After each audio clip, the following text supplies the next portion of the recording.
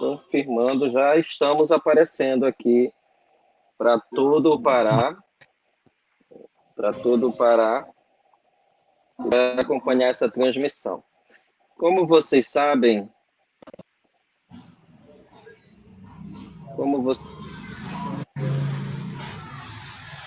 esses primeiros minutos das transmissões de live geralmente são aquele momento que a gente faz o enrolation, que é o tempo que o Facebook vai comunicando que nós estamos online.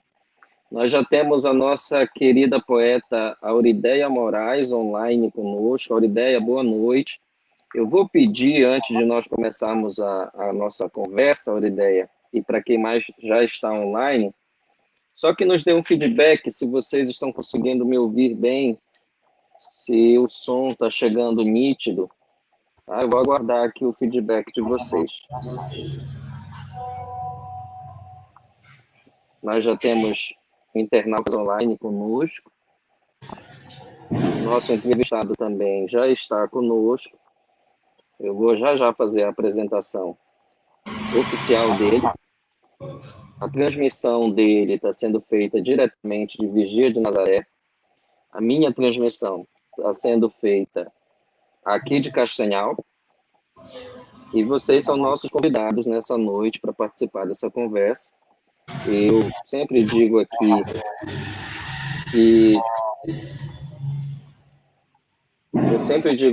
que vocês têm total liberdade para fazer perguntas. Em algum momento, olha, a Aurideia respondeu aqui. Aurideia, ouvindo perfeitamente bem. Então, é uma satisfação, a Aurideia. Shirley Lima, o som está bom, apenas está travando a imagem. É um problema de internet. É um problema de internet, gente. Eu estou vendo aqui se estabiliza. Vou sair só um momentinho.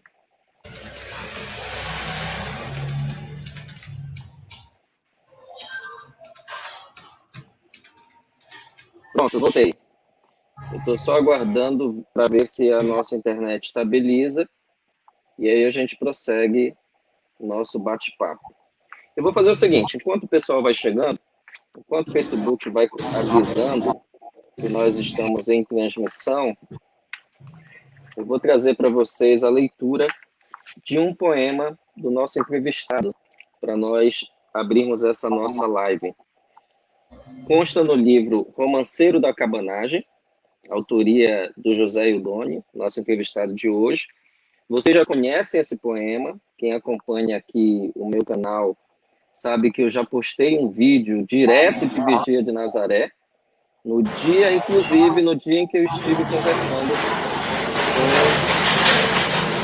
com o José Eudônio. Vocês ouviram agora uma interferência? É pelo seguinte, Vigia está agitada hoje, na época de eleição. Ainda agora nós estávamos nos bastidores conversando e passou uma carreata aí política lá na frente da casa do nosso entrevistado. Então, de vez em quando, vai ter alguém gritando lá, vote em mim, pela mudança, por um Brasil limpo, uma dessas frases aí que o pessoal adora falar. Renovação, essas frases aí que os políticos usam. De vez em quando vai ter alguém passando aí falando sobre elas. O poema que eu li à época e que eu vou ler novamente é o seguinte: Alma das coisas. Uma canoa só é só uma canoa. Cabanos dentro, locupleta-se, corta o rio com rumo, escreve sua história. Sem homem é castanha podre, selva sem tribos, anzol sem tamaru, o irapuru com canto morto. O homem é terra e água, fogo e seiva, alma ou pulverização das coisas. Esse poema está em Romanceiro da Cabanagem, de autoria do nosso entrevistado de hoje. Olha, entrou por aqui também a querida Dúlia Soeiro, nosso eterno poeta José Eudônio. Vou até jogar aqui para a tela o comentário. Vou jogar também aqui o comentário da nossa querida Aurideia de Moraes. Olá, menino, que está conosco. Olá, meninos. Opa! Olha só, Eudônio, me chamaram de menino já aqui, já ganhamos a noite. É uma grande vantagem.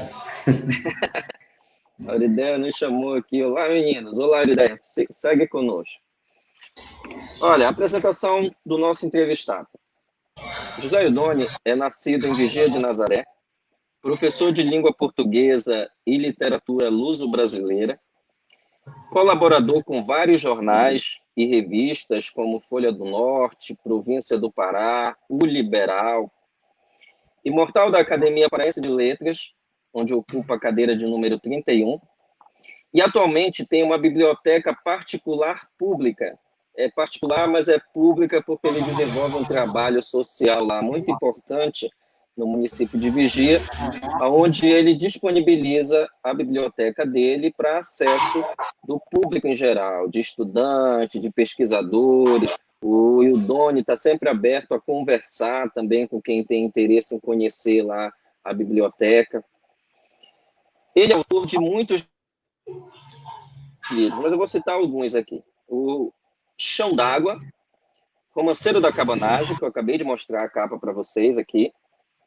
Introdução à Literatura do Pará. Introdução à Literatura do Pará. Eu vou repetir essa obra porque quem acompanhou aqui aquela época da fase em que a gente estava na campanha da Antologia da Poesia Paraense, essa obra foi citada muito. Lembrem, inclusive, do texto do Juraci Siqueira, onde ele citou este trabalho.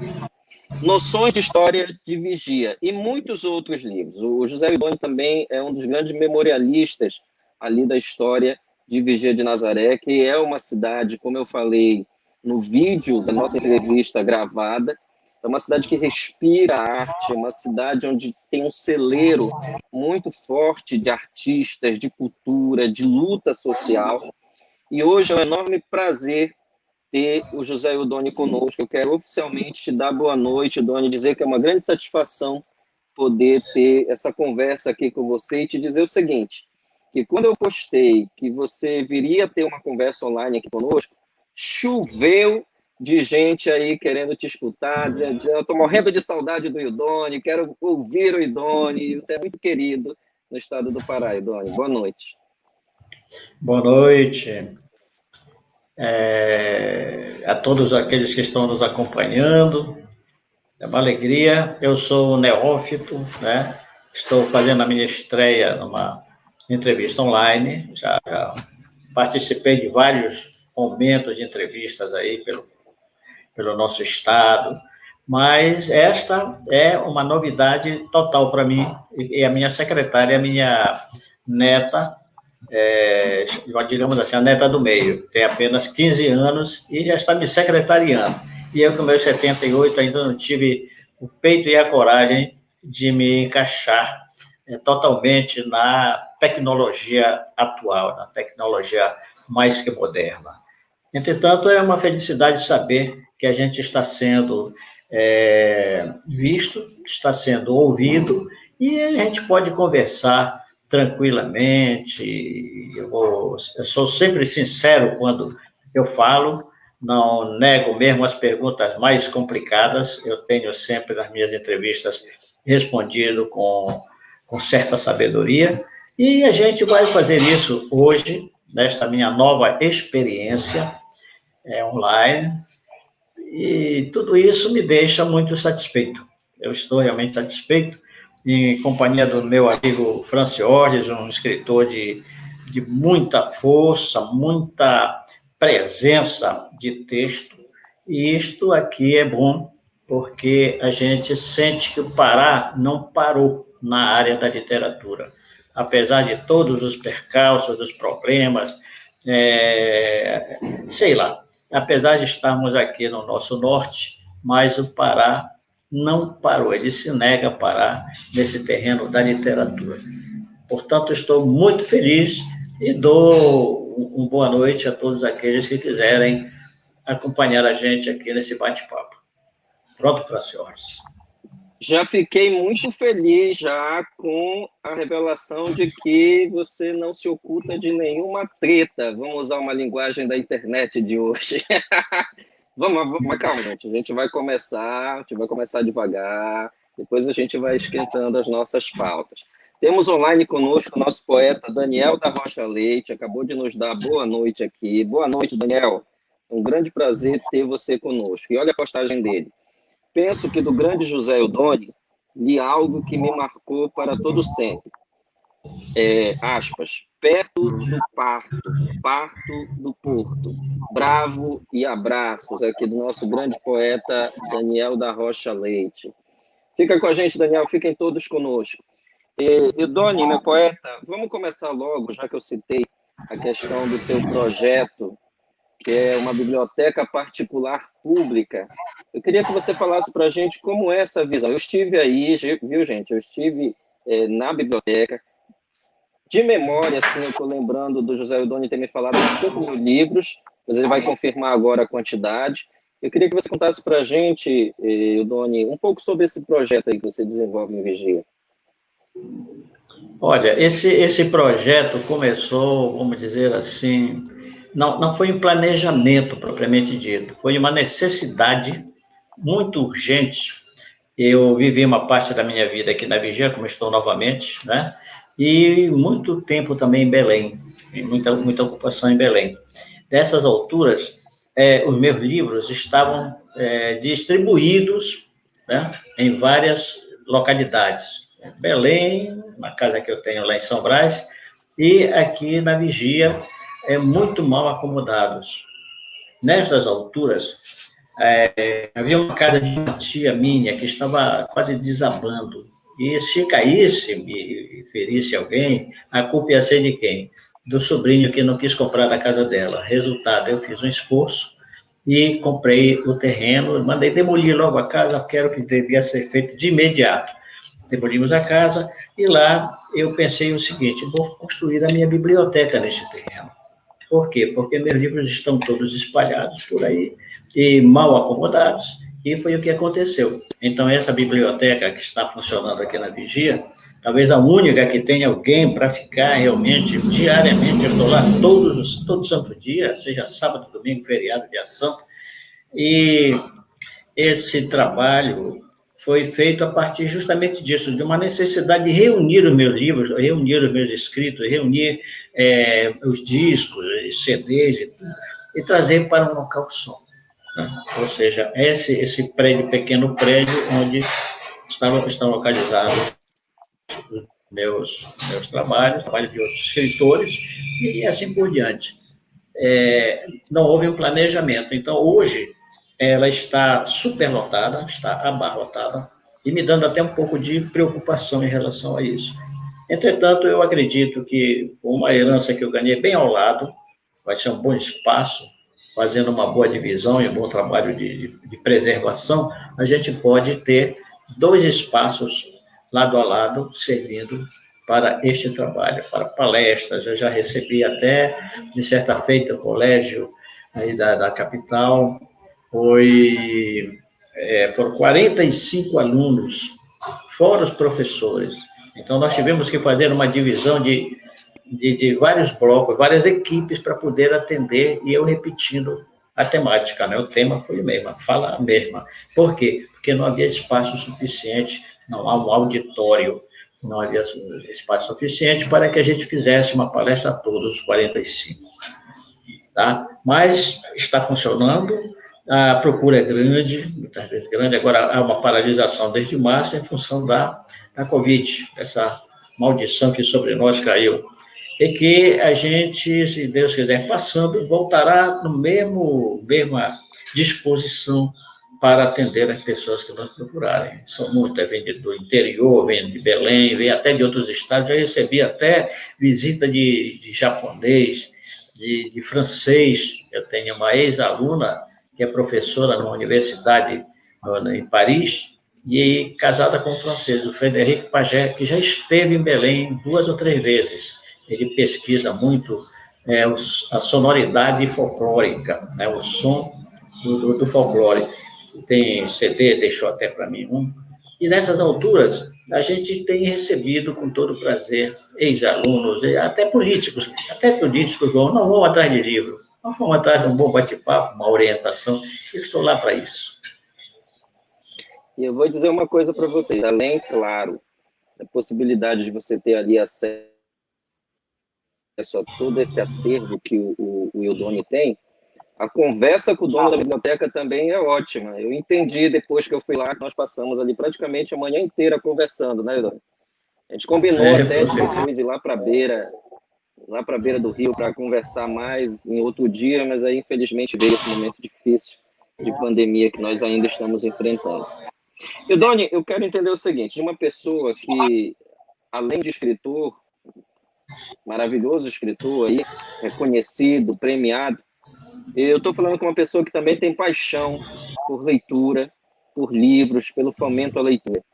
Eu queria que você respondesse o seguinte, qual a importância da leitura para a vida de uma pessoa, Ildone?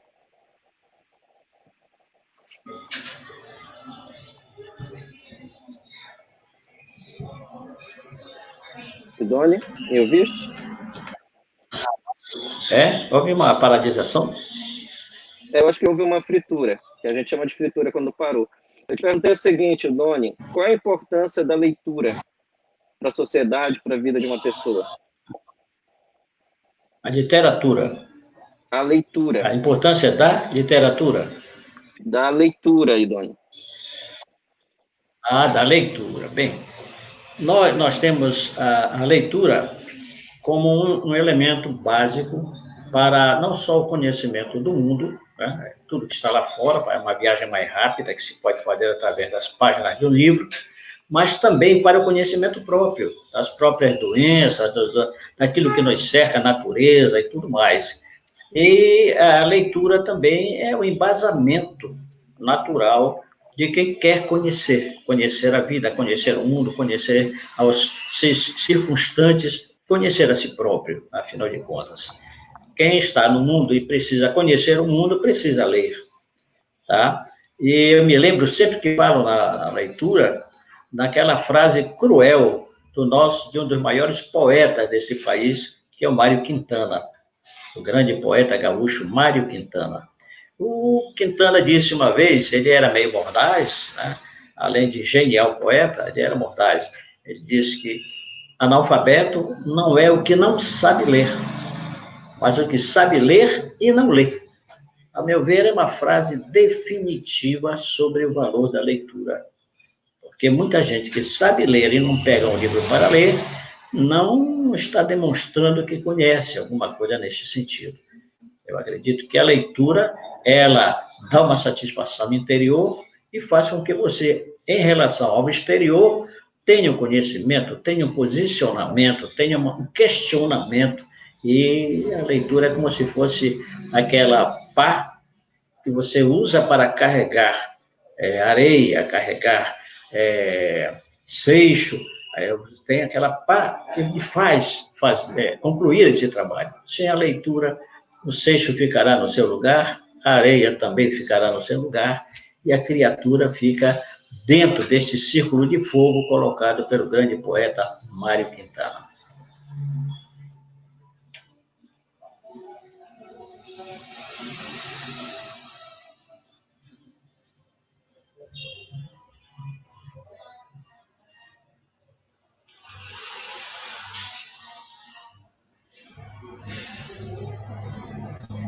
Desculpa, eu estava com o meu microfone desligado.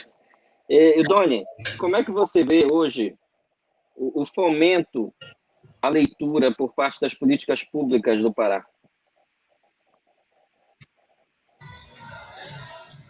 Olha, houve um tempo em que os concursos literários estavam fechados e, posteriormente, já nos anos 70, 80, eu cheguei a participar de muitos concursos, e senti que houve assim um acréscimo, houve um engordamento do sistema em relação a esse processo, não só de participação, porque indiretamente tudo é leitura.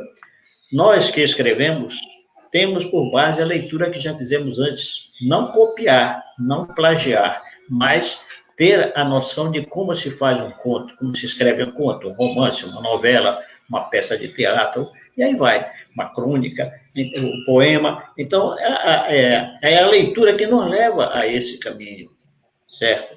E eu observei que houve um tratamento melhor, determinados editais.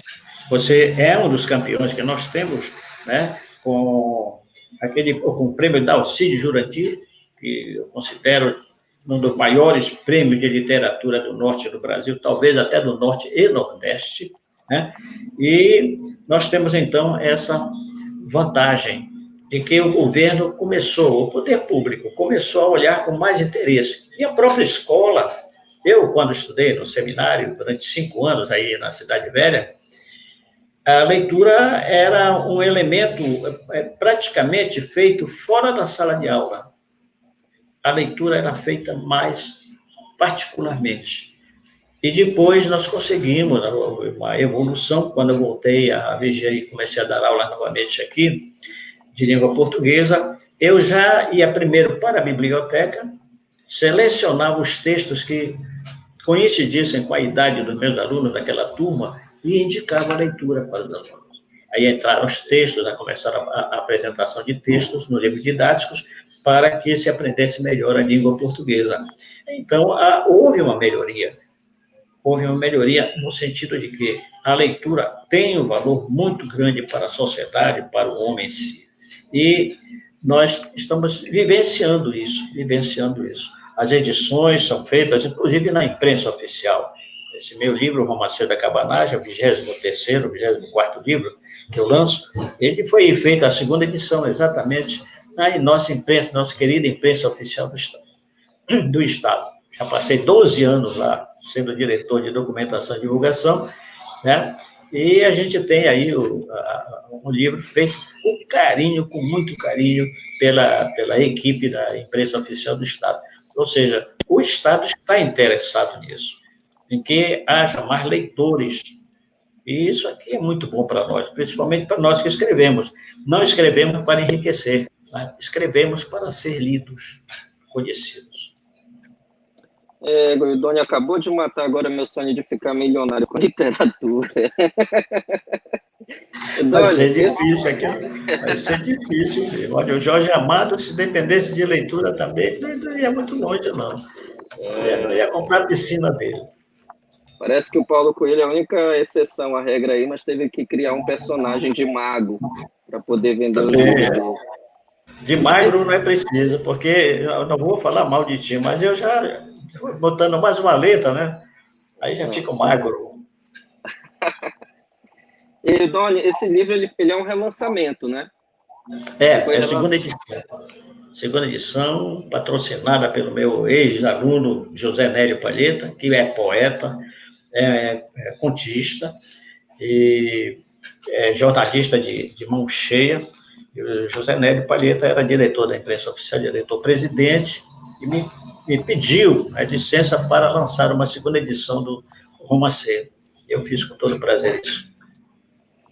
Olha, nós vamos ainda tocar nesse assunto que eu gosto muito, que é muito importante para a gente, que é o tema que trabalha esse livro, os poemas desse livro, que é a cabanagem, mais para frente. Então não saiam daí, tá? Porque nós ainda vamos voltar nesse tema. Vou deixar um pouquinho mais para frente. E ao mesmo tempo, eu vou convidar quem está online aqui conosco a sempre ficar dando um feedback de como está a transmissão. Que hoje eu estou sentindo que a internet está um pouco instável, mas nós ainda estamos conseguindo aqui transmitir nossa live. E Doni, você citou uma fase da tua vida que foi a fase do seminário aqui em Belém. Eu queria que você contasse um pouquinho mais para a gente sobre esse momento, porque eu me lembro muito bem quando eu estive com você, que tem uma história curiosa aí envolvendo leituras dos livros do Machado de Assis, misturado com essa fase do seminário. Conta pra gente como foi esse momento aí da tua vida, Dona. Olha, eu dividi minha vida em várias fases. Esta seria a segunda fase, quando eu saí da vigia, e depois do curso primário no grupo escolar Barão de Guajará, e passei no teste e fui para o seminário, apoiado, meus pais eram pobres, fui apoiado por famílias endinheiradas da capital, que eram católicas, e lá passei 5 anos no seminário. Então, observa, eu já tinha tido um princípio bom aqui, porque a minha avó, tive uma avó querida, Maria de Lourdes Lobato Favacho, que me contava, me fazia dormir contando histórias, aquelas famosas histórias aqui, não só do interior, mas daquelas que ela tinha aprendido durante a juventude. E a minha mãe era uma leitora fanática. Tudo que passava na mão dela, ela lia e comentava e falava nos personagens. Meu Deus do céu, era leitura romântica, né, do Alencar, e as leituras também de romances policiais, era uma paixão da minha mãe. E eu fui criado nesse ambiente, lendo coisa miúda de garoto, mas em seguida passei para o seminário. Então, no seminário havia duas alternativas. A primeira era você ler as revistas que eram permitidas, cuja leitura era permitida no seminário. Era a Pequenina, uma revista menor, e uma maior chamada Edição Maravilhosa. Claro, você tinha desenho, né? Era o HQ, e você se deleitava, eu pelo menos me deleitava, lia 3, 4 vezes uma revista daquela, porque a leitura me interessava muito, eu gostava demais. Eu abandonei a música para ficar com a literatura no seminário, né? E esse era um item. Mas o outro era mais interessante. Quando a gente atingia a terceira série, gostava de ler, atingiu a terceira, quarta série, o que era que acontecia? Os padres permitiam que a gente lesse certos romances, porém censurados. Eles cortavam as páginas onde havia cenas pesadas. Vê bem que nós líamos um romance com páginas cortadas no meio, e quem era fanático, viciado em leitura como eu, quando saí do seminário, eu fui comprar novamente aquele livro, aquele romance, e ler todinho para ver quais foram as páginas que os padres tinham cortado, tinham censurado. Então, são dois acontecimentos que me deixam sempre pensativo aqui, porque isso não me impediu de continuar o vício da leitura, o benéfico vício da leitura, mas esse vício, que eu levo até hoje, com meus 78 anos, muito prazer, ele teve essa escada interessante no seminário.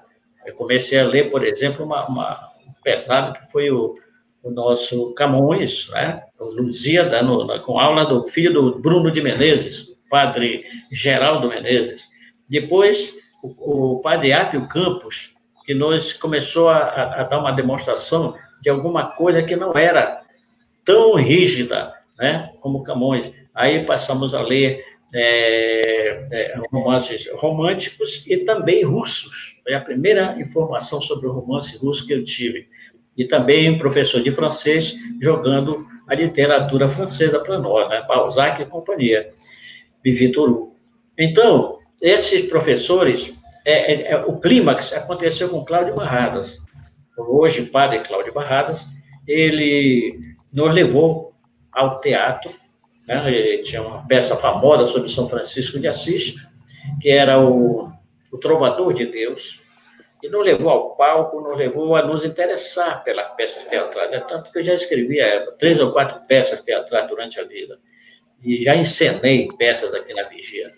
E observe o seguinte, o Cláudio também começou a nos introduzir para o estudo da poesia, nos apresentando em sala de aula o quê? Carlos Drummond de Andrade, Manuel Bandeira e Augusto Frederico Civit. Eu lembro bem perfeitamente desses três, e tenho até poemas desse tempo ainda copiados, que eu releio quando posso, releio de vez em quando. Então, é uma escada. Eu tive uma escada, primeiros degraus em casa, e os degraus mais fortes aconteceram justamente nesta fase de seminário. A formação, estava com 16, 17 anos, e aproveitei. Quando eu saí do seminário, bem, aí eu tive mais liberdade, né, de ampliar meu leque de leituras, e esse leque de leituras não está completo ainda hoje. Não está completo.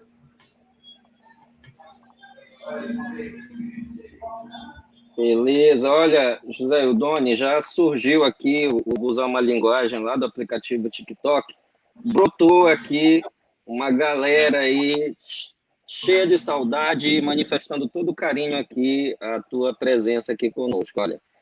A professora Zenaira Martins, que é minha confrade aqui da Academia Castanhalense de Letras, fica o meu abraço, minha consideração, obrigado, minha confreira, por estar online conosco.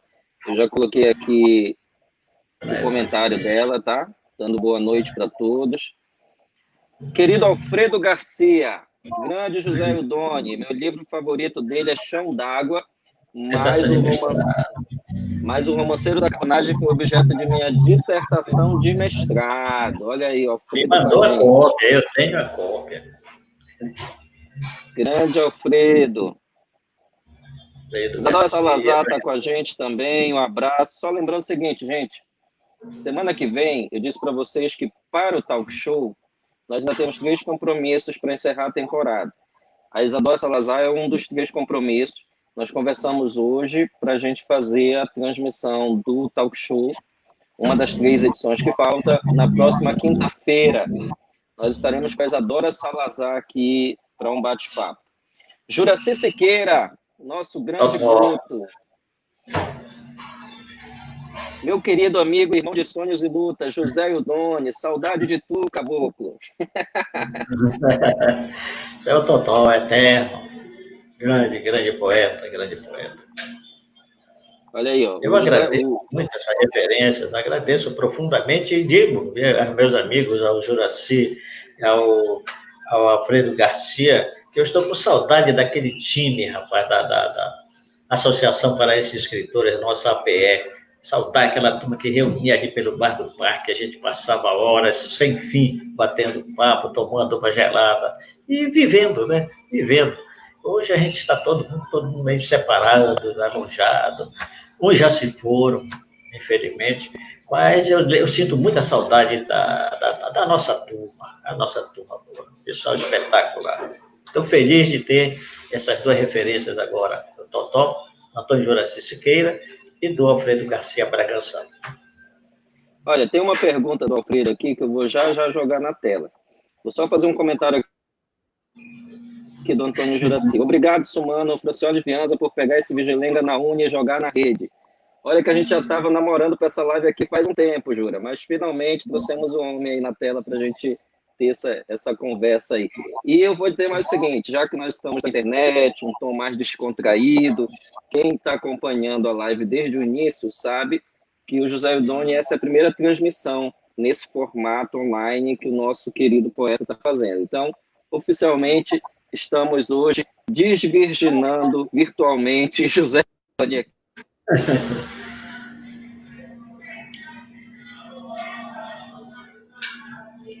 Pergunta do Alfredo Garcia. Seminarista José Eudone, você chegou a ler os famosos catecismos do Carlos Zéfiro? Rapaz, deixa-me lembrar, eu acho que não. Parece-me que no meu tempo ainda o Zéfiro não estava soprando aí pelas áreas do seminário, viu? A resposta, infelizmente, aqui é negativa. Esse aqui é a época do seminário do Alfredo. Era ele que estava querendo ser seminarista aqui, tá lembrando das leituras. Olha, Paulinho Moura, nosso poeta, está online conosco também. Boa noite, Paulinho, fica com a gente. Eudone, eu ia te perguntar agora sobre a carbonagem, mas você citou aí eu gostaria de entender mais um pouco. Você citou uma associação dos escritores paraenses, é isso? Como é que foi essa associação? Olha, nós tínhamos academia, mas nem todos, inclusive muito jovens, se adaptariam àquela história de vestir aquele roupão que o meu meu querido amigo Clóvis Meira, colocou com as cores do Flamengo, rapaz, preto e vermelho, meu Deus do céu, resultado, aquele roupão da academia, aquilo ficou terrível, mas eu te Mas dizer, foi por causa do Flamengo? não é tanta severidade, havia muita brincadeira, muita vitalidade, muita irmandade na academia, mas muita gente não gosta daquela situação, daquela obrigatoriedade de estar lá nas reuniões, PDPP e tal. Tá tudo bem. Então, nós fizemos uma outra entidade, criamos uma entidade chamada Associação Paraense de Escritores, APE. Aí reunimos vários escritores, nós, alguns da academia, alguns da época, o Alonso Rocha, eu, éramos dois presentes para valer na APE, mas éramos da academia. Não houve conflito, não houve nada de ruim. Pelo contrário, houve muita integração. E a APE teve como presidente o nosso Rui Barata, nosso grande Rui Barata, Rui Paranatinga Barata, né? E o Rui era aquele estilo dele pessoalíssimo, reuníamos ali no Esquiva Zapa, e eles tiveram, quando largavam a presidência para o Salomão Laredo, nosso querido caboclo de Cametá, e também na Academia de Letras, e o Rui Barata, o Rui saía para tomar um choppzinho, alguma coisa assim, pegar um ar ali no bar do parque, e voltava depois, reassumia a sessão, e a APE andou belíssimamente assim. Eu fui o substituto. O Rui entendeu de que eu deveria substituí-lo na APE, e teimou, e eu acabei passando 2 anos na presidência da Associação Paraense de Escritores. Tá? Publicamos livros, publicamos um livro de contos, uma antologia, e aí vai. Mas a APE foi isso, foi uma aglomeração que pensava, que sentia, éramos irmãos, e com muita satisfação a gente reunia, e levamos a APE até por vários anos. Depois começaram a viajar e tal, e foi enfraquecendo. Morreu um dos grandes baluartes, que era o Luiz Lima Barreiros, secretário eterno da APE. E isso daí abalou bastante. Mas essa é a história resumida da nossa APE. Arquivo tem muito, viu? Olha, temos aqui conosco já presente a nossa querida Eliana Barriga, que está mandando um abraço. Um abraço, poeta Vigilengo. Estive na sua casa com o professor Paulo Demétrio. Como vai a sua biblioteca? Saudade. Eliana Barriga. Eliana é do coração da gente. Eu continuo, Eliana, naquela batalha de sempre. Biblioteca existe para ser aberta e os livros também para serem abertos, né? Lidos, curtidos. E com isso eu estou lá presente todos os dias, de segunda a domingo. Para mim não há esse negócio. A biblioteca para mim é de todo dia, né? Principalmente sendo a minha. E eu vou para lá, e é feriado, dia santo, domingo e tal. Estou sempre lá e não abro mão desse privilégio de ter uma biblioteca e cuidar dela da maneira melhor possível, inclusive com a presença lá. Mas eu gostaria muito de saber como também tu estás passando, Eliana. Como é que tu andas contando as tuas histórias e contando e cantando as tuas histórias, certo? Muito obrigado pela referência e pelo interesse. Temos conosco o nosso poeta Edmir Bezerra, que já deixou aqui um grande abraço aqui para o nosso grande Ildone. Antônio Juraci Siqueira citou aqui o Cláudio Barrada.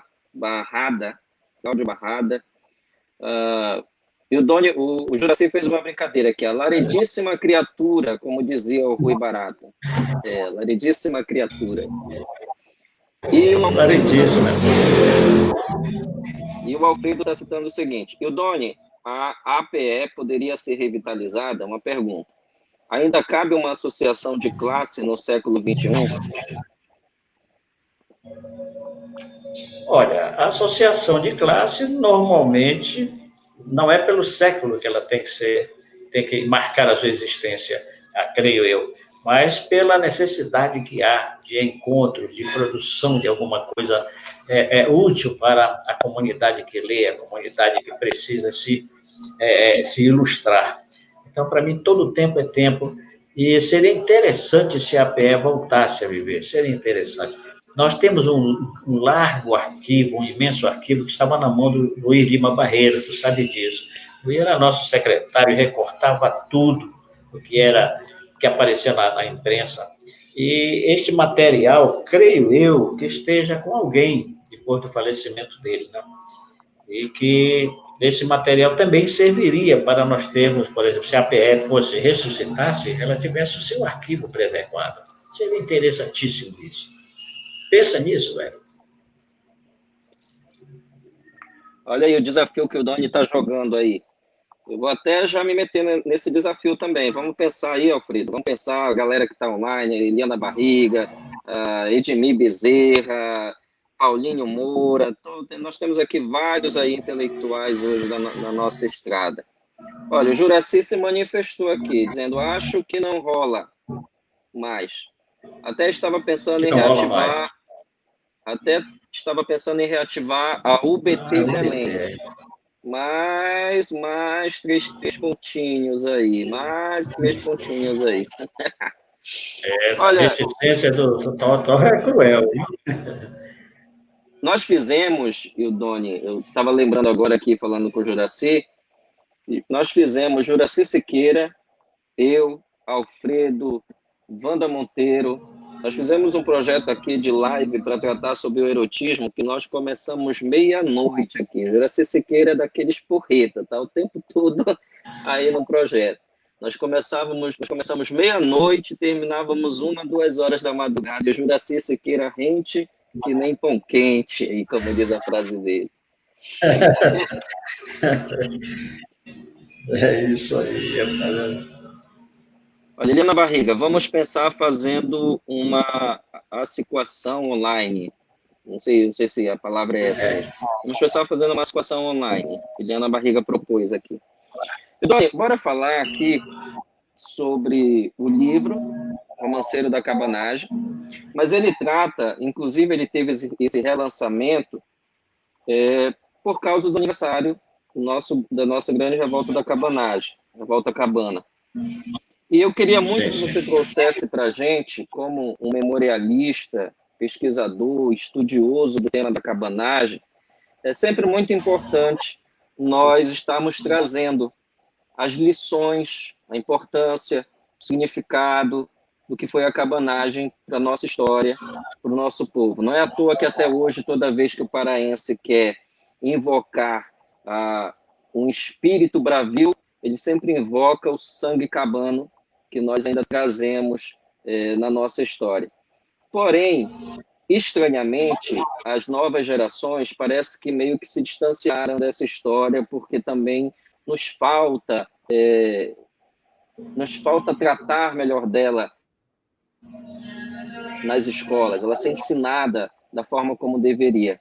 Aí eu queria, Doni, que você, como memorialista, pesquisador, nos trouxesse essa importância do que foi a cabanagem, o que foi a cabanagem. E também, eu sei que a cabanagem ela tem uma história, ela cruza a história de Vigia, que é a tua cidade, a terra de onde tu falas, inclusive, nesse exato momento. Eu queria que você trouxesse para a gente esse panorama aí, para a gente entender um pouquinho mais dessa cabanagem cruzada com a história de Vigia aí.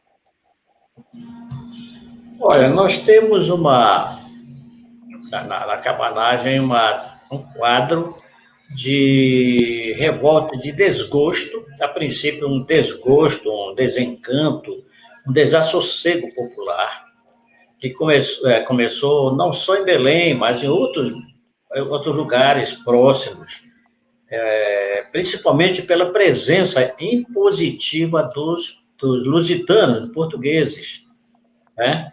O apoio que o governo dava aos ingleses. Então, tudo isso veio a contribuir para que o caboclo, né, aquele que vivia mais na pobreza, na sua cabana, daí a cabanagem, que ele começasse a discutir certas coisas, certos atos, e passasse a se revoltar, começou a ter um desejo de revolta para acabar com aquela situação.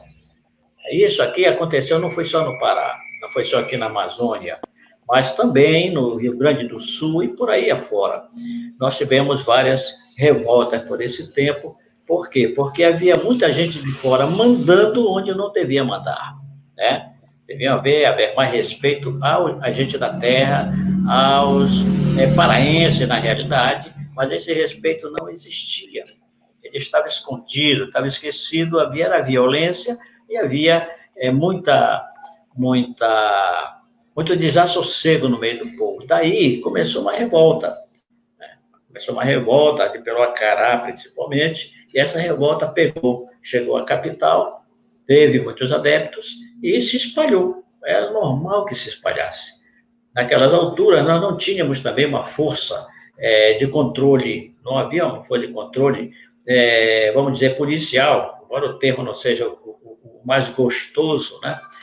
Mas não havia condições, a população estava realmente desgostosa e revoltada, e era em grande maioria, e fez valer essa maioria, fez valer o número, e os ingleses chegaram para dar o apoio, vieram tropas formadas até por pessoal saído de presídios aí do Nordeste, que foi um absurdo, e com isso Belém foi bombardeada e tudo, e a minha pequena vila da Vigia de Nazaré, o que foi que aconteceu?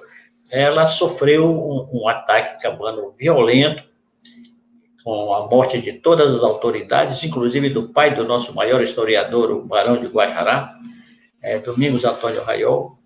O pai dele era vereador, era português, vereador, e foi sacrificado justamente no espaço da própria Câmara Municipal.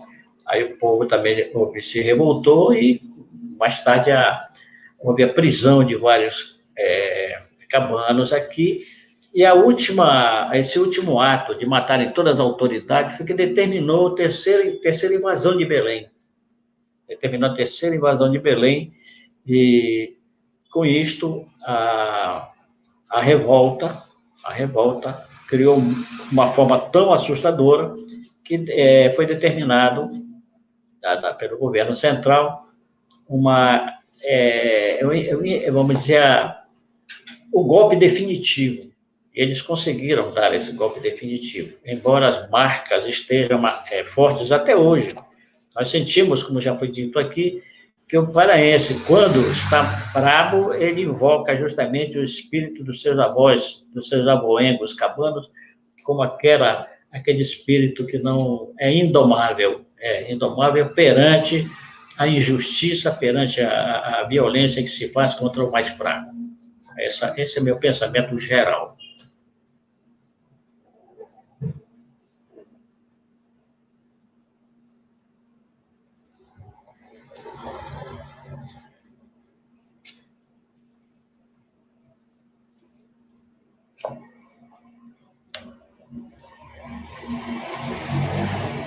Opa, meu microfone estava desligado. Eu estava dizendo, Doni, que Vigia ela tem, né, essa relação muito forte com a cabanagem até hoje. Tu tens quantos livros tratando sobre a cabanagem? Olha, o mais importante, com um resumo histórico, alguns mapas que eu preparei e que foram finalizados pelo meu grande amigo marapaniense, o desenhista marapaniense e escritor também. E esses mapas, esse resumo histórico da cabanagem e os poemas que vão enfocando determinados momentos estão justamente nesse livro aqui. Eu concentrei tudo aquilo que eu gostaria de falar sobre a cabanagem, embora haja muita literatura sobre esse movimento, sobre essa revolução, a partir do meu conterrâneo, eu considero o maior historiador daqui do Norte, que é o Domingos Antônio Raiol, nos motins políticos. Ele, sendo filho de português, sempre puxava uma brasa para a sardinha, mas ele condenava violentamente o governo central, ele mandava pedrada de manda de todo tamanho em cima do governo central, que não tinha moral, não tinha força para aceitar a posição do paraense.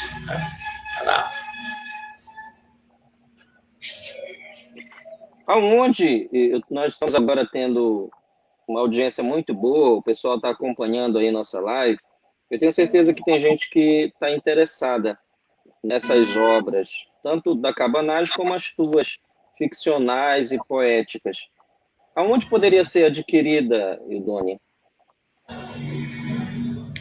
Olha, há um material importante já elaborado pela Gráfica da Universidade Federal do Pará, a UFPA. Um material muito bom, uma edição excelente dos motins políticos.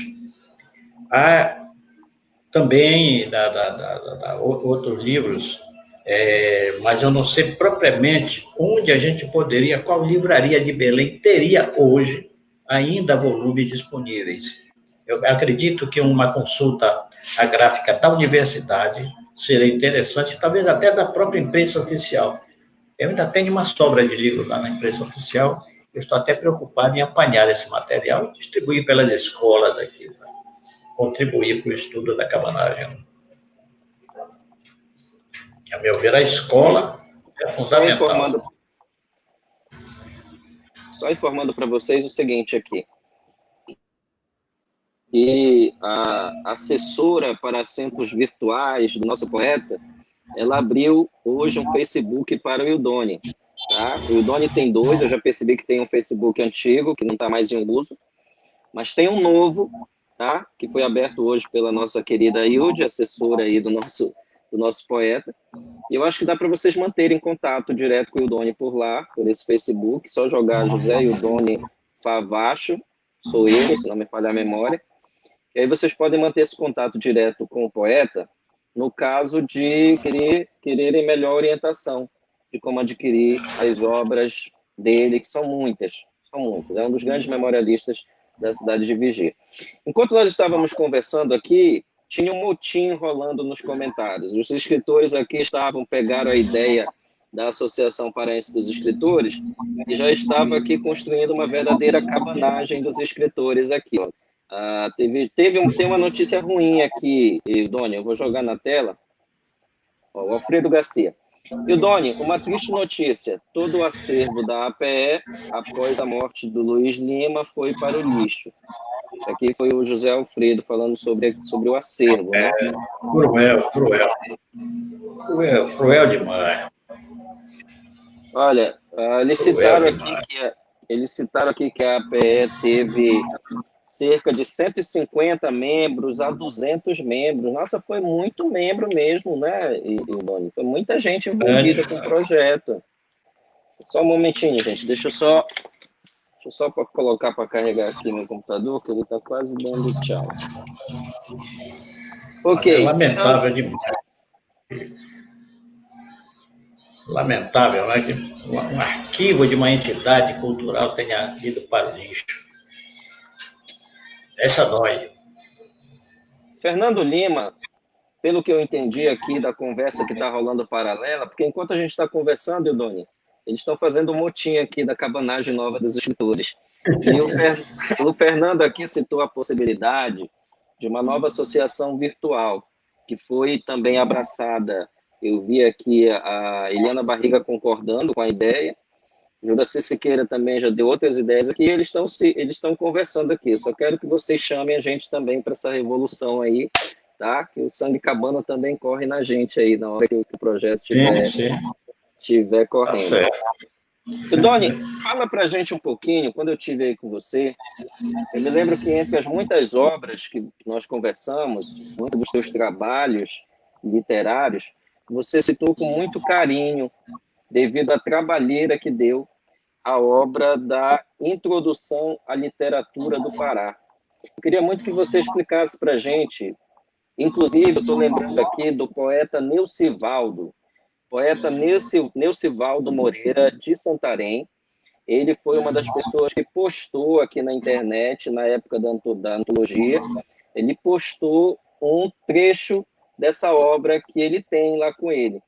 E eu queria que você explicasse para a gente como é que foi a construção e o que representou a introdução da literatura do Pará. Olha, é uma história bastante interessante. Nós tivemos um presidente na academia chamado Ilmo de Farias Moreira. Ilmo Moreira. Ele, na realidade, tinha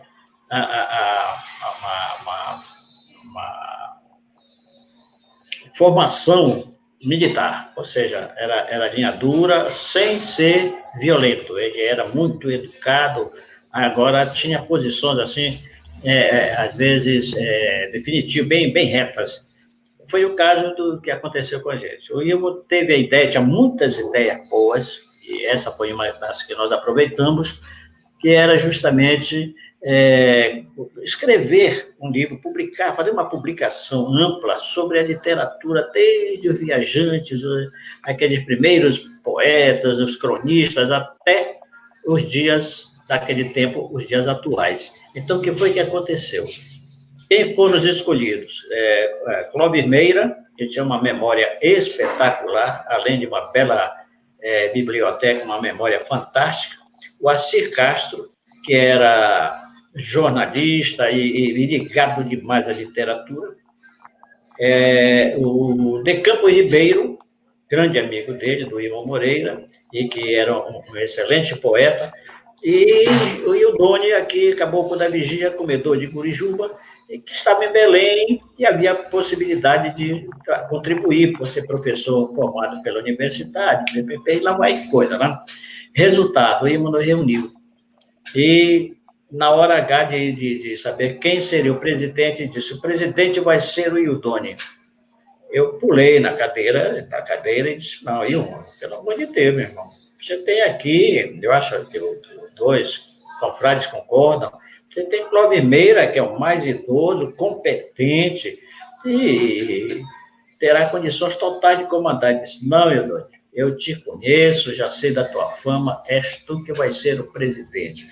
Aí eu olhei para a turma e disse, pessoal, eu não me sinto muito à vontade para comandar um grupo de pessoas, inclusive na idade, mais respeitáveis que eu, né?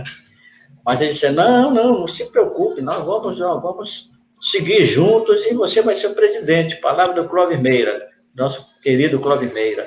O De Campos disse, olha, o meu caso eu ainda vou resolver. Tudo bem, o Assis disse, não, Ildone, pode ficar na presidência que eu sei que a gente vai levar para frente esse trabalho. O Ilmo disse, não, eu tenho certeza de que esta comissão vai concluir o trabalho. E foi isso que aconteceu. Só que o De Campos, logo em seguida, ele me chamou e disse, olha, eu lamento mesmo, mas eu não tenho tendência para ficar lendo, fazendo essa pesquisa toda, e, inclusive, analisando, como vocês naturalmente vão fazer análise estilística de volume, com certeza vai haver um ensaio biográfico, né, reduzido, por causa do número de escritores que nós vamos enfrentar, nós vamos descobrir muitos, e a gente precisa fazer também um leve comentário estilístico. Isso vai acontecer. Pois é, Ildone, risca meu nome, rapaz, eu tenho que se vender com o presidente da academia, que é o Ilmo. Eu sou apenas presidente dessa comissão, mas eu tenho que se entender com ele.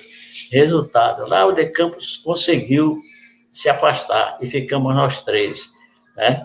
O Clóvis Meira, o Assir Castro e eu. E nessa brincadeira nós passamos mais de 5 anos, nas horas de folga todas, malhando sobre revistas, jornais, aquela coleção fantástica da Belém Nova, do tempo do nosso grande Bruno de Menezes, e aí vai, muitas revistas, a Carabu, que era do Clóvis, da coleção do Clóvis. Resultado, foram saindo os volumes numa faixa de 300 páginas, e no final nós concluímos o 8º volume com 3.306 páginas. 3.306 páginas. Creio eu que das academias de letras do Brasil todo, não sei qual fez um trabalho dessa natureza com maior volume, não sei. Se houver alguém que possa dar a minha informação, eu ficaria agradecido. Mas o título foi dado pelo Assir Castro, Introdução à Literatura no Pará. Ildone, o nosso trabalho não pode ser considerado definitivo. Vamos ser humildes e colocar como uma introdução. Perfeitamente. Resultado, está lá, levamos para o nosso amigo do Sejup, né? E lá o governo do estado entrou de ponta no apoio financeiro, e a obra está aí completa, depois de tanto tempo, anos e anos a fio, de pesquisa séria e trabalhosa. E não é um trabalho perfeito, naturalmente, mas é um trabalho de volume essencial. Já foi considerado por muita gente que conhece literatura, que estuda literatura, sabe que fala e que escreve, e que considera um trabalho excepcional feito por uma academia de letras deste país. Eu estou feliz por ter participado como presidente, como pesquisador desse trabalho que representa um levantamento e onde a gente encontra fatores espetaculares, escritores como um de Marabá, eu esqueço o nome dele no momento, Marabá, impressionante a beleza poética que aquele cara apresentou. Então, eu estudei a vida dele, a vida literária dele, selecionei os poemas, está lá ele sendo beneficiado e beneficiado a gente com a beleza dos textos que ele escreveu. Isto para citar apenas um exemplo. Na realidade, são dezenas e dezenas de exemplos na nossa introdução à literatura no Pará. A querida Isadora Salazar comentou aqui: tenho em casa esta obra, devidamente furtada de outras bibliotecas. A querida Isadora tem essa obra em casa. Sidoni, você está me ouvindo bem? A Hilde, olha, ela não está aqui perto, a Hilde, ela já deve estar lá para cima. Não, Sidoni, está conseguindo me ouvir bem agora? Ou não?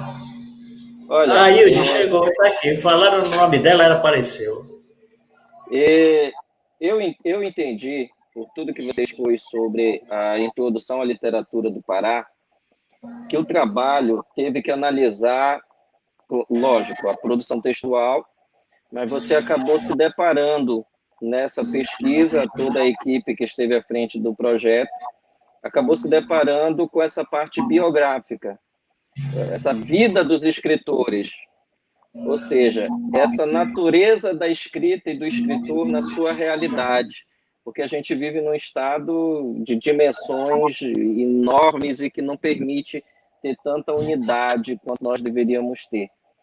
Aí eu te pergunto o seguinte, Idônia, qual foi a sensação que você teve a partir dessas histórias desses escritores que vocês pesquisaram para a introdução da literatura do Pará, com relação à vida do escritor, a nossa vida aqui no nosso estado? É barra? É leve? Como é que é a vida de escritor aqui no nosso Pará? Bem, como nós já concordamos anteriormente, no início desse bate-papo, milionários jamais, né? Milionários, escritor milionário, pela literatura jamais, né? Mas observe o seguinte, Francioli, e nossos amigos que nos escutam, essa riqueza não é em cédulas, né, em moedas, nem em barras de ouro. Não é nisso. Essa riqueza que nós temos é de saber que nós estamos contribuindo com algo importante para a vida intelectual do nosso Estado. A meu ver, esse é o ponto inicial. Você está contribuindo. Outra coisa, ter a esperança de que a escola olhe com mais carinho. A escola olhe, os professores de língua portuguesa, os professores de história, olhem com mais carinho para os aspectos históricos locais e para a nossa literatura, especialmente professores de língua portuguesa. Eu já fui professor a vida toda, quase, né? Grande parte da minha vida, de sala de aula, e eu não aceitava os livros que vinham do Sul. Aceitava em parte, mas textos que não diziam nada da nossa realidade, muito distantes, eles eram substituídos por outros que eu encaixava. Né? E sempre vi uma alegria, uma chama de alegria nos olhos dos meus alunos, quando a gente colocava um assunto da cabanagem, um texto do Barão de Guajará e tal, tirando aquele texto do sulista e colocando um nortista. Eu fiz muitas vezes, enxertei demais livros de leitura nas minhas aulas de língua portuguesa. E, a partir daí, a gente chega a esse caminho, né, da vida, a vida do escritor, a vida dele, a vida dele. Muitos romances, muitos contos, muitas crônicas são exatamente um reflexo da vida, do conhecimento, da prática vital de um ser humano que a gente chama de escritor. Seja ele prosador, seja ele poeta, né? Porque poeta é um escritor, prosador também é um escritor. Então, o que é que ocorre? Nós temos e precisamos ter, a partir da escola, essa visão de valorização da leitura, né? E da vida do escritor, a vida estilística que aparece nas linhas e entrelinhas dos textos, mas também na vida comum dele. O que foi que ele foi? Qual era a profissão dele? Havia alguma relação da profissão com aquilo que ele escreve? Ou ele escreve apenas pela imaginação e não pela prática? Então, há questionamentos que são dignos de ser observados quando a gente faz um trabalho dessa natureza. Ou seja, joga-se, né, a biografia e depois um comentário estilístico. Foi o que nós fizemos nessa introdução à literatura no Pará, meu caríssimo Francione, e meus amigos que estão escutando. Juraci Siqueira comentou aqui dizendo que o poeta que você citou é o Ademir Braz. Excelente poeta, Ademir Braz. Exatamente, é o Ademir Braz. É o Ademir. Olha, eu vou mandar um abraço aqui para o querido Marvin Junius Franklin. Marvin Junius Franklin, que está acompanhando a gente no grupo dos escritores paraenses, onde essa transmissão está sendo compartilhada. Aproveita e manda um abraço aqui para todos os grupos onde esse vídeo está sendo transmitido nesse momento, que foi compartilhado, ou ainda vai ser transmitido. Deixo o meu abraço para quem está online agora e para quem vai assistir depois, porque live stream, ele tem dessa. O público, depois, como o vídeo vai continuar na timeline, o pessoal vai assistindo depois, e às vezes o público que assiste depois é quase o dobro ou triplo dos que estão acompanhando ao vivo agora. Então, fica o meu abraço desde já. Abraço, Marvius. O Marvius, inclusive, esteve com o Ildoni esses tempos. Ele citou aqui no comentário dele. Ele esteve com o Ildoni, eu vi umas fotos deles aí, que ele bateu lá dessa conversa. E fica aqui esse abraço. Olha, André Augusto Malcher Meira está conosco, está mandando aqui. José Ildoni, um dos maiores intelectuais do Pará, parabéns. Querido André Meira. Vou colocar aqui que ele é mais... André Meira, muito obrigado, André. Já conversamos por telefone. André Meira. Fica aqui meu abraço, doutor André Meira. Um abraço aqui também. Nosso abraço. Poeta e contadora de história, Sônia, afilhada do José Ildoni. A Sônia Santos não pode assistir a live, mas está mandando um abraço para o padrinho. Sônia Santos mandando um abraço aí, Ildoni. Muito obrigado. A minha afilhada, Sônia. Vamos fazer o seguinte. Nós falamos sobre essa trajetória, essa escrita no seu contexto, né? Os labores, as dores, alguma glória, apenas de realmente estar ali sendo um canal, através da sua escrita, de transformação social que o escritor tem.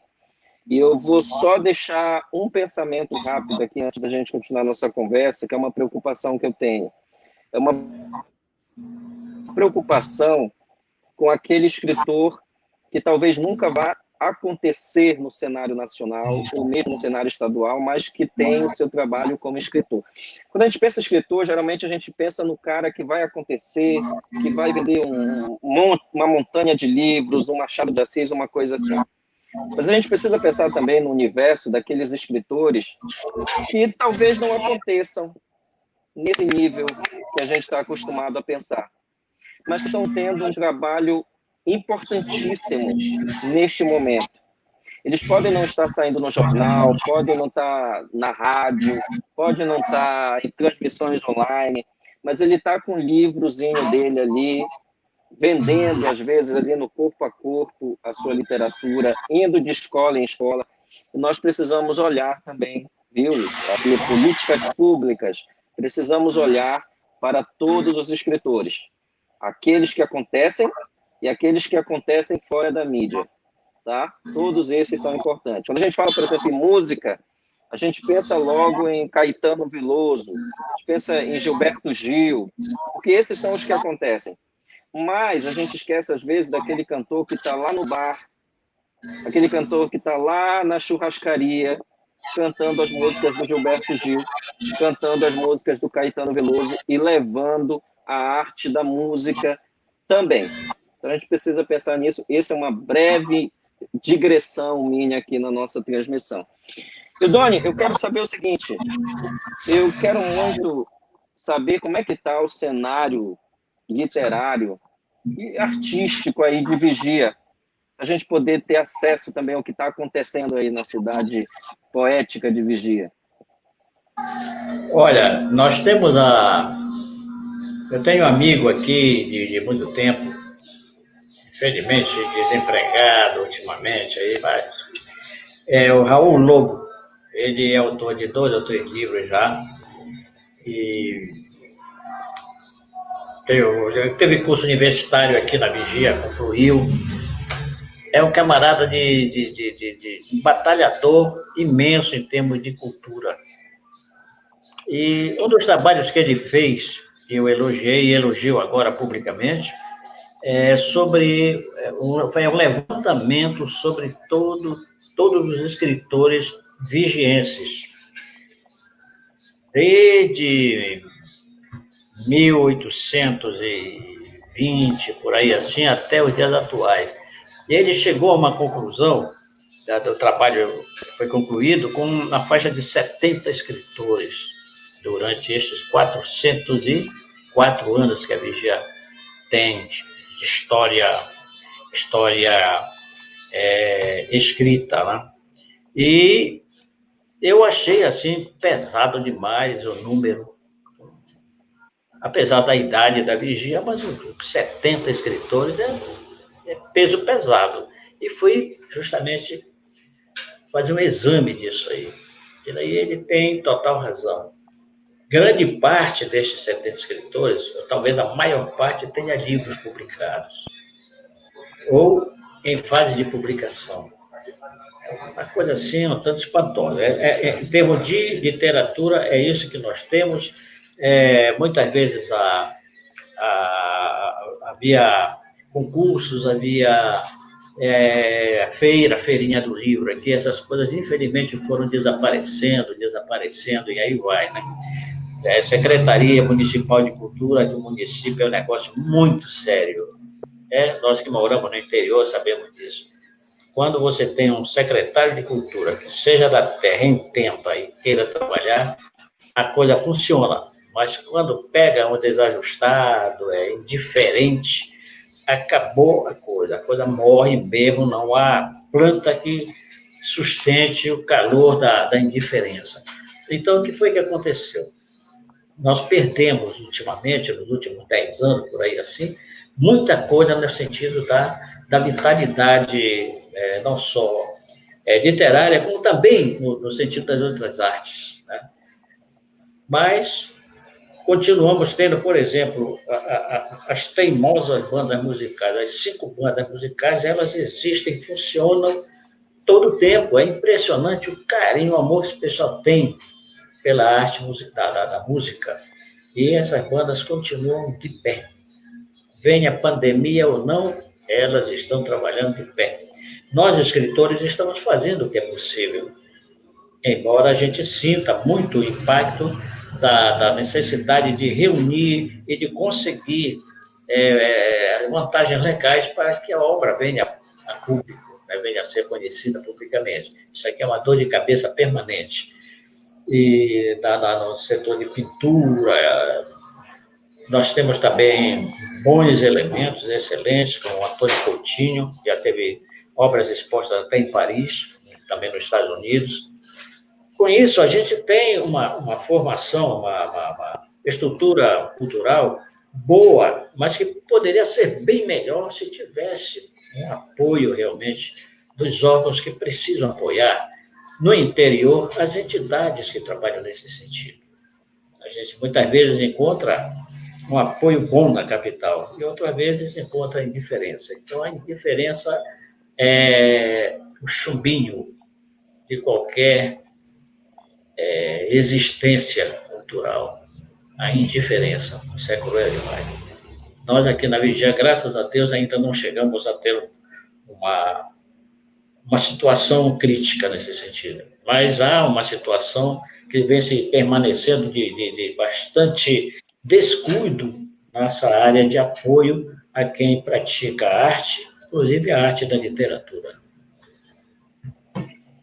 Eu vou aproveitar esse ponto, Ildônia, justamente para te perguntar com relação. Eu vou até sintetizar em uma palavra e dizer que é essa certa invisibilidade que às vezes o escritor do interior tem com relação à capital. No dia que eu postei aqui que a gente faria essa live, houve até um comentário do amigo nosso aqui que está online com a gente, que ele disse assim, eu quero muito ouvir o Ildoni, porque o Ildoni é uma pessoa que está intocada. Eu digo, não, ele não está intocado, ele está desintocado em Vigia. Agora, a gente para cá, Castanhal está a 60 quilômetros da capital, mas mesmo assim eu sinto essa invisibilidade, a gente tem esse problema com relação à metrópole, né? Que a impressão que dá é que quem está no interior está intocado, esquecido, alguma coisa desse tipo. É uma invisibilidade que existe com relação a um centro econômico e o demais interior. Por que rola isso, Idone? Por que existe essa invisibilidade? Por que existe essa barreira? Eu sempre digo que existe uma linha invisível, letal, mais ou menos ali no entrocamento para o escritor do interior. Se a gente tentar passar, corta, queima, a gente parece filme de ficção científica, sai cortando tudo e a gente cai aos pedaços no chão. Por que existe isso, Idone, ainda? Isso já existia? Isso já vem de tempo? Como é essa relação aí? Olha, eu acredito que seja uma situação que já vem de muito tempo. Ela não se agrava atualmente por causa do aumento, do crescimento da população. Então, há essa possibilidade de assoreamento praticamente das finanças do Estado, do município, e isso vem determinar essa problemática. Mas nós temos muitas alternativas. Agora, criam-se leis, né, que facilitam a procura. O problema, ao meu ver, maior é justamente a desassistência ou a falta de assistência de ordem técnica. Muitas vezes você pega um edital, o edital sai no jornal, está bonito lá, mas chega no interior, o cara se perde na leitura do edital, ele não tem coragem de meter o peito, porque ele também não sabe direito como é que aquilo vai ser resolvido. É isso que eu acho que o governo poderia, a Secretaria de Cultura, terem maior cuidado nesse sentido. Onde há quem possa participar, vamos lá, vamos atuar em cima, direto, e formar a parte técnica de como você pode colocar a sua obra em evidência dentro de um concurso, dentro de uma possibilidade de publicação. Mas eu acho que eu acredito que o grande problema seja esse tipo de indiferença, geralmente há, não de todos os que moram na capital, mas de uma certa parte dos que comandam a vida cultural da capital em relação ao interior. Eu acredito que seja um mal brasileiro, não só paraense. Talvez, eu vou só fazer uma ilação aqui, que talvez seja porque na capital tu vais ter de retorno, teria em tese, ali 1 milhão, mais de 1 milhão de votos. Interior espaçado, cada cidade tem 200, 300 mil, só na capital tu tens ali em torno de 1 milhão e pouco, e na hora que a política pública é feita, é claro que ela leva em consideração também essa questão aí que vai dar um retorno para frente eleitoral. Agora, o nosso querido Flávio Vidigal fez uma postagem aqui que eu achei interessante, vou dar uma leitura. Tenho a impressão de que o cenário natural, histórico e cultural do interior paraense são fartas matérias para a construção de uma obra literária. O problema é que a literatura é um produto complexo de julgar em termos de valor econômico e produtivos, sendo que percebe os problemas de uma falta de política pública cultural de poder viabilizar as produções e conservação das obras. Então, nós temos aqui, por parte do Flávio, uma contribuição que segue mais ou menos na linha do que a gente está falando, né, Eudônia? A questão da ausência mesmo de política pública e de uma distribuição dessa política pelo Estado. Em Belém, o pessoal de Belém vai reclamar, dizer, mas nós também não temos aqui, mas considere que no interior é um pouquinho menos, e é dividido sem igualdade. Nós que somos do interior sofremos muito bem na pele essa situação aí. É claro que quando a gente fala isso, viu, gente, nós não estamos aqui querendo criar barricadas, os autores da capital, os autores do interior, não é isso. É pelo contrário, nós queremos que haja unidade entre nós de esforços para a gente conseguir vencer essas barreiras. Porque para os autores da capital também tem isso. O autor da capital também tem os seus problemas, sua ausência de política pública. Agora, tem uma metáfora que eu uso, que é a seguinte. O escritor do interior, o escritor da capital, está na parada esperando o ônibus. Por uma questão geográfica, o escritor da capital está mais perto da entrada da porta. E o escritor do interior vem logo atrás. Na hora que o ônibus para e a porta abre, quem está na frente entra logo. E quem vem atrás vai se batendo para conseguir entrar no ônibus. Mas está todo mundo parado ali esperando o mesmo ônibus, viu, gente? Todos nós aí estamos esperando o mesmo ônibus. Olha, o Flávio Vidigal, muito interessante a conversa, parabéns, obrigado, Flávio, por estar conosco. O Lima Rodrigues, da cidade de Parauapebas, parabéns pelo seu trabalho e ações em prol da literatura.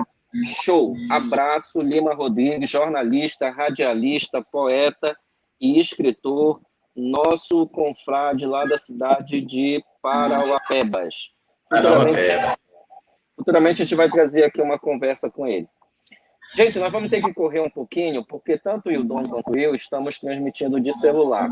Nós já estamos falando aqui 1h22, daqui a pouco a nossa bateria vai embora. Então, já estamos meio que chegando no finalmente do nosso bate-papo. Eu vou só aproveitar aqui uma pergunta do Alfredo, que é a seguinte. Ildoni, os teus romances, quando saem? Aí eu aproveito para perguntar aqui sobre uma das obras que eu soube, aí um passarinho eu trouxe no meu ouvido, que está prestes a sair também em segunda edição, uma nova edição, que é Chão d'Água. Quais são os projetos aí que a gente aguarda do Ildoni aí para os próximos dias, próximos anos, próximos meses? Bem, aí o romance e poesia, né? O Chão d'Água, eu já tenho preparado a 6ª edição, aquela que a gente chama de definitivo, ADP definitivo, mas com esta época de pandemia, rapaz, sinceramente, a coisa murcha, né? A gente sabe que se já era difícil lançar uma obra antes, nos tempos bons, imagine agora em que há problema financeiro para todo lado. Tá? Bem, mas o Chão d'Água está preparado a 6ª edição, é um dos livros mais publicados em termos de poesia aqui, só é vencido pelo querido e amado Bruno de Menezes, com as suas edições de Batuque. Tá? Agora, romances, eu tenho 2, propriamente seria um romance e 2 novelas. 2 novelas. Banhos de Dona Dona, que seria o livro sobre a guerra do Araguaia. Mas esse aí está um tanto fora. Já em meio caminho é o New York Vigia Buenos Aires, referente à salvação de 3 aviadores, 2 argentinos e um italiano, que saíram de Buenos Aires em 1926, chegaram a Nova York, voo pelo oceano, hidroavião, né?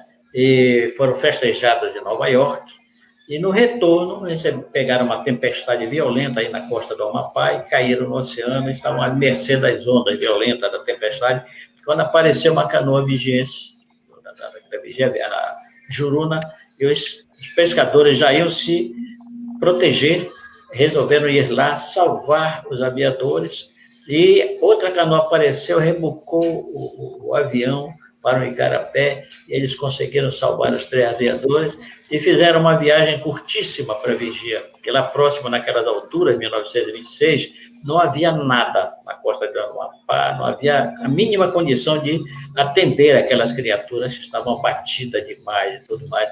Então, trouxeram para Vigia numa viagem de 6 dias. E o mais rico da turma, Dugan, era Dugan Oliveira e Campanelli. Dugan, que era quem financiava a viagem, ele não conseguiu comer farinha de jeito nenhum. O que mais havia dentro da canoa dos pescadores da Vigia era farinha. Bem, mas é uma história interessante a chegada deles aqui, o Correio comunicando lá para o Rio de Janeiro, depois lá para Buenos Aires, que eles estavam salvos na Vigia, e foi uma festa medonha, até terminou ali pelo Grande Hotel em Belém. Né? É longo aqui. Nós temos aqui uma série de jornais do tempo. Então, é New York, Vigia, Buenos Aires. Esse é o título que eu passei. E, fora disso, eu teria uma crítica ao Pedro Álvares Cabral, que numa novela que seria Pedro Álvares Cabreiro. Né? Em vez de Cabral, eu coloquei Cabreiro. Não querendo ofender nossos irmãos portugueses, mas essa história de descoberta do Brasil pela Bahia é um chute tremendo. Né? A gente sabe disso, que é o professor mais importante de Portugal, o professor Jorge Couto, tem a Construção do Brasil, e lá ele faz uma análise da Carta de Caminha de um lado, né, posterior, e 2 anos antes do Esmeraldo de Cifuentes, que é a carta, é o relatório do cara português que primeiro pisou aqui no Brasil pelo norte, possivelmente entre a Ilha de Colares e essa região aqui, costeira do Pará, em 1498. Está lá, o livro publicado em Portugal, eu tenho uma cópia que um amigo meu trouxe para mim lá de Lisboa, e a gente fica babando quando fala para um baiano, e o baiano diz, Pedro Álvares Cabral, 500 anos de descobrimento, essa coisa toda. Quer dizer, o Brasil, num todo, ele ainda é triste em determinados aspectos. Esse é um que eu considero tristíssimo. A descoberta do Brasil, o termo descoberta é meio chato, mas tem que existir, e acontecido pelo norte, 2 anos antes do Cabral pisar na Bahia. Mas são acontecimentos que a gente tem que viver, né? Conviver e combater quando possível, em termos de cultura brasileira. Gente, vamos fazer o seguinte, eu vou fazer uma proposta aqui para o Idôneo, para esse nosso encerramento da nossa transmissão. Eu vou liberar o espaço agora, Idôneo, para você fazer as considerações que você desejar fazer, conversar diretamente com quem está online ou quem vai assistir a nossa transmissão, tá? Com qualquer mensagem que você desejar, a mensagem que você quiser transmitir para quem está nos assistindo ou nos assistirá. Depois que o Idôneo terminar, eu retorno para fazer minhas considerações, encerrar a minha parte, me despedir de vocês. Eu vou pedir que não sejam feitas mais perguntas. De agora em diante, se vocês quiserem fazer comentários, podem fazer, eu vou continuar jogando na tela. Então, todos os comentários está permitido. Pergunta, eu vou pedir que vocês não façam mais, porque eu não vou ter mais como jogar para o Idôneo. Agradeço por todas as perguntas que foram feitas, e vocês estão livres para comentar à vontade. Então, o Idôneo faz a consideração dele, eu retorno.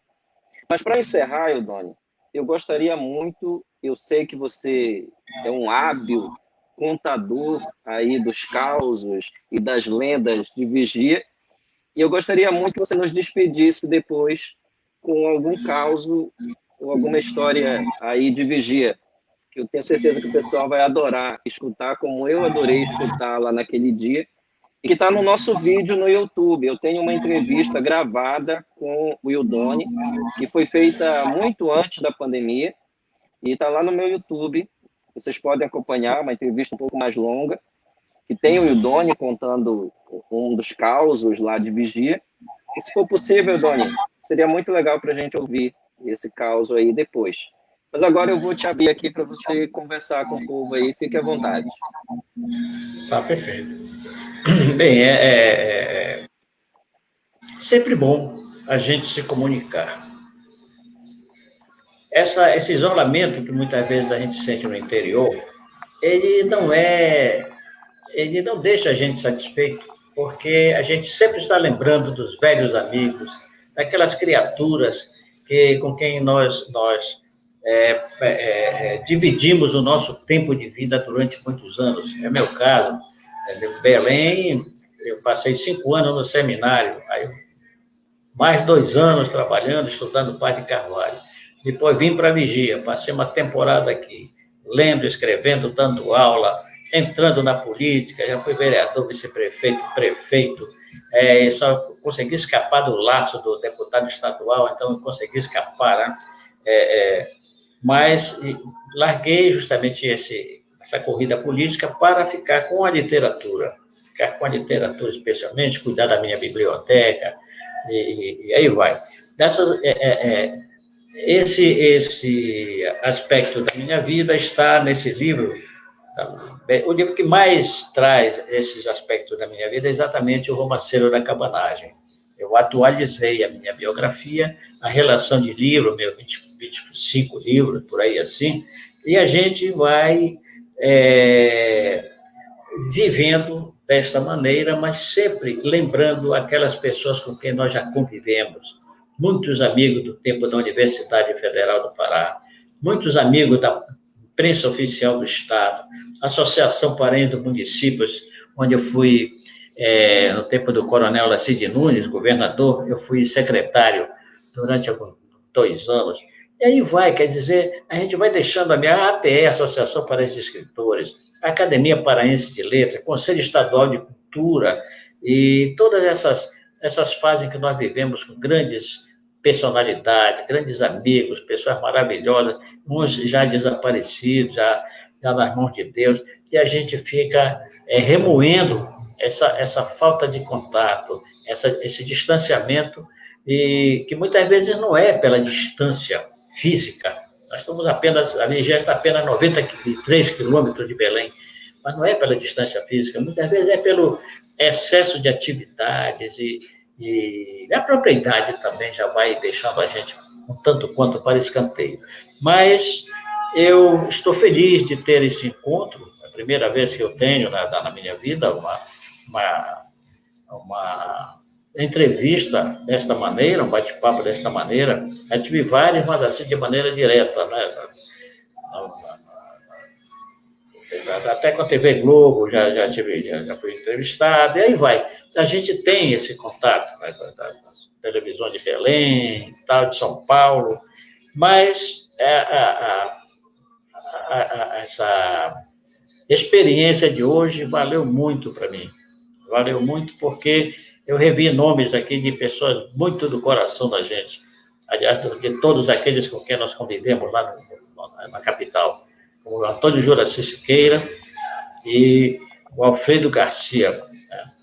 A gente fica feliz, muito feliz. A Eliana Barriga e outros tantos, pessoas que a gente já conhece de nome, pelos jornais, pelas revistas, né? Pela própria televisão, a gente já conhece. E aí fica-se feliz de ter esse reencontro, e isso já valeu para mim nesta fase de quarentena cruel que esta pandemia está nos trazendo, infelizmente. Mas eu fico agradecido também ao interesse de todos aqueles que aqui falaram, se manifestaram, e, de modo geral, estou aqui na minha terrinha, esperando que passe a pandemia para eu poder abrir plenamente a minha biblioteca, como eu fiz até o mês de março. Estou há 7 meses sem pisar nem na calçada da minha casa, né? Totalmente recluso, e gostaria muito de que esta pandemia desaparecesse para que a gente pudesse respirar novamente. E eu voltar aos meus trabalhos na biblioteca. Espero em Deus que isso aconteça o mais rápido possível. Voltamos aqui, acabamos de escutar as considerações finais do nosso entrevistado, poeta José Ildoni.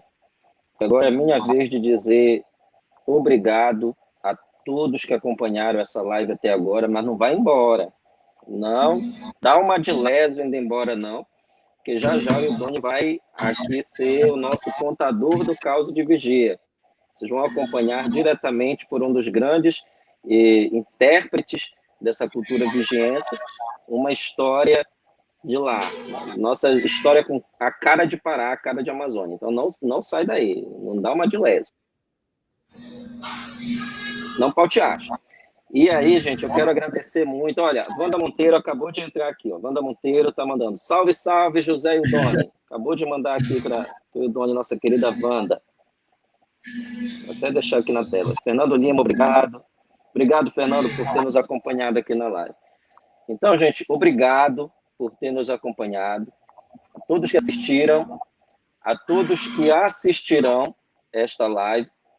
Posteriormente, daqui a 1 ou 2 semanas, eu vou publicar esse vídeo lá no canal do YouTube, para ficar aí registrado, para quem quiser acompanhar depois. Tem gente que gosta de assistir depois o vídeo na televisão, e aí só dá pelo YouTube. Então, eu vou repostar no meu canal para vocês poderem assistir direto na televisão, quem gosta de assistir dessa forma essa nossa conversa. Aí o pessoal continua aqui, postando aqui os seus finalmente. Juraci Siqueira, feliz da vida por esse encontro virtual, meu querido amigo e irmão de sonhos e lutas, José Eudone. Grato, Francioles Vianza, por esse presente. O presente é meu também, o presente é todo nosso aqui, jura. Nossa querida Ana Lúcia, boa noite, vou começar a ver agora. Ana Lúcia chegou agora, mas depois que a gente terminar, Ana, dá para assistir no vídeo que vai ficar na timeline. Ana Lúcia, direto de Portugal, deve ser meia-noite, 1h da manhã por lá. Querida Eudeli Miranda Solteiro. Soeiro, um grande poeta aqui. É Eudeli, né? Eudeli. Agradecendo aqui. Obrigado, gente.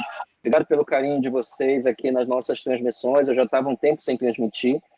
Como eu já disse para vocês, eu tenho mais ainda 3 compromissos do projeto do Talk Show para fazer.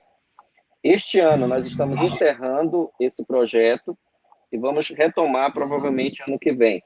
Tá? Mas nós vamos continuar aqui com live. De vez em quando eu entro aqui com uma live para a gente continuar nossos bate-papos. Professor José Eudone, como eu disse, quando nós conversamos pessoalmente, eu defini o José Eudone como o homem dos 4 P's na história. É o poeta, o prosador, o professor, e foi político em algum momento, e continua sendo político, e político todos nós somos, referente à nossa preocupação com a sociedade, nosso papel social. Então, é o artista dos 4 P's, poeta, prosador, professor e político. Eu renovo aqui, meu amigo, a minha admiração, tá, pela sua obra. Quando eu estive em Vigia, eu só o conhecia de história e de texto, mas conversando, nós criamos uma amizade, e eu espero que essa pandemia passe logo aí também, para a gente poder ter aquela nossa conversa lá na beira do rio, sobre cultura, sobre literatura, sobre a vida. Com certeza. Muito prazeroso sempre conversar com o meu amigo José Eudone, eu posso chamá-lo aqui de meu amigo José Eudone. Flávio Vidigal, parabéns, escritor José Eudone, pelo seu depoimento da vida de Vigia, Pará. Wanda Monteiro, você, olha, receba meu abraço por esse presente, quer trazer para a telinha José Eudone. Salve Vigia de Nazaré, que alegria. Benedito tinha enorme admiração pelo Eudone. Consideração da Wanda Monteiro. Então, muito obrigado, viu, Eudone, por ter me dado a satisfação também de poder ter essa primeira transmissão aqui online do José Eudone, sendo aqui no meu perfil e aqui nos nossos projetos virtuais. É uma enorme honra para esses projetos que eu desenvolvo aqui, na tentativa de correr atrás de uma utopia, que é a de tentar unir o nosso povo, unir a nossa classe aí nesse nosso estado que é tão imenso. Vamos fazer o seguinte, gente. Eu vou me despedindo de vocês. O Eudone também já se despediu. Mas agora eu vou deixar o Eudone na tela, porque ele vai nos trazer um dos causos de Vigia. Acompanhe aí conosco. Olha, eu teria um mais curto, mas eu acredito que o mais longo é um pouco melhor. Eu sempre gostei da madrugada, bate-papo com os amigos, do barzinho, isso aí está no meu sangue. E eu tinha uma dessas manhãs, eu estava no Arapocão, ali próximo do Rio, e a minha comadre, uma comadre minha redondinha, gorducha, com uma caçarola, aquelas pesadas, antigas caçarolas pesadas, na mão, correndo atrás do meu compadre. E eu fiquei agoniado com aquilo, mesmo estando amanhecendo já, eu fiquei agoniado, me separei dos amigos, pedi desculpa e procurar falar com ela, consegui falar com ela, estava cansada, suada, curiosa. Disse, minha comadre, o que é que está acontecendo?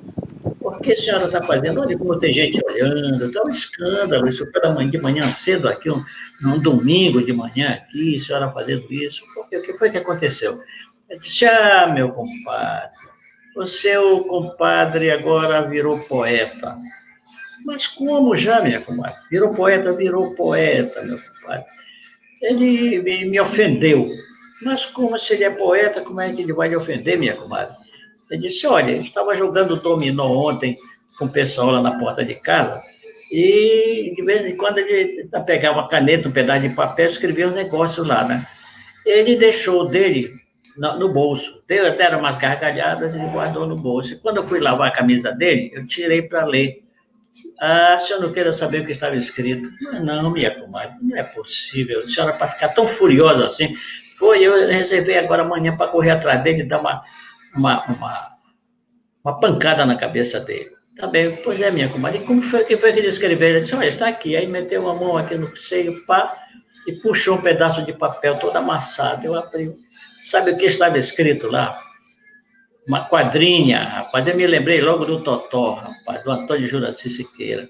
Tinha uma quadrinha que o meu compadre tinha escrito para brincadeira do dominó, ali da folga do dominó, sobre as pessoas, sobre a cidade, por aí assim. E o resultado estava escrito o seguinte, ele falando com o vizinho dele, que é chamado Raimundo, mas estava escrito Remundo, né? Casei errado, Remundo. Reclamar não adianta. Agora ando no mundo do lado desta jamanta. Gente, massa demais aqui. Esse nosso caos direto de vigia. E ainda metendo o Juraci Siqueira na roda. O teu tá na reta, Juraci, aqui. Já foi comentado aqui. Gente, obrigado, tá? Obrigado, foi bom estar com vocês. Foi bom brincar com vocês, foi bom conversar com vocês e agora nós vamos nos despedindo aqui, depois de conhecermos um pouquinho mais, quem não conhecia, um pouquinho mais aqui da história. Isso é uma felicidade muito grande. Olha o meu livrinho aí na mão do querido Ildone. Juraci está se espocando de rir aqui, mas o teu está na reta, Juraci. Foi metido na história. Gente, vamos nos despedindo aqui, tá? 2 escritores com livros na mão e um abraço para todo mundo. Boa noite, cheiro e carinho.